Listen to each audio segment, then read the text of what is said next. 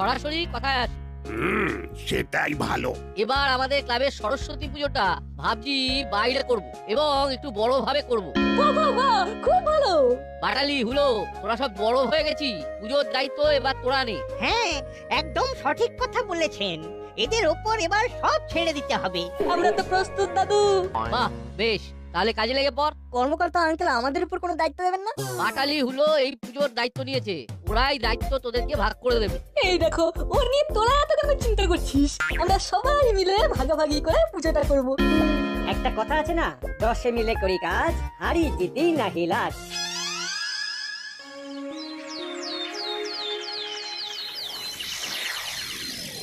শোন, আমি একটা প্ল্যান করেছি, সেটা জানাবার জন্যই তোদেরকে ডাকলাম। একে বলে মিটিং এর আগে সেটিং। বলো দেখি কি সেটিং করলে?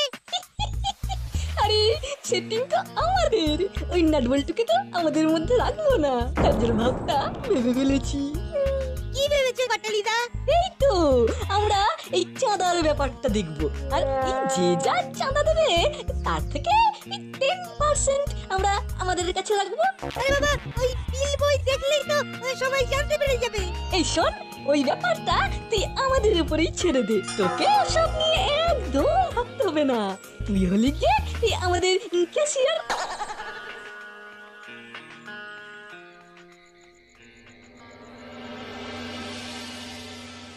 তাহলে তোরা চাঁদার দায়িত্বে আছিস, আর নাটবল্টু চিমটি বাজারের দায়িত্ব নিয়েছে।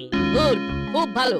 একটা কথা ভালো করে মন দিয়ে শুনে নে, আমি সব হিসেব নেব, কিন্তু আমি হলাম হিসাব পরীক্ষক।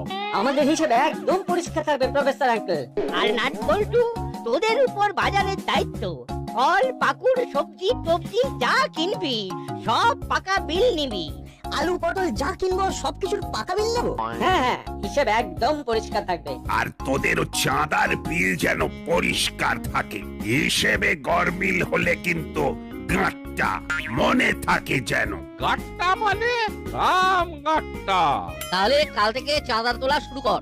কাল সকাল বেলায় আমার কাছে চলে আয়, প্রথম চাঁদাটা আমি দেব।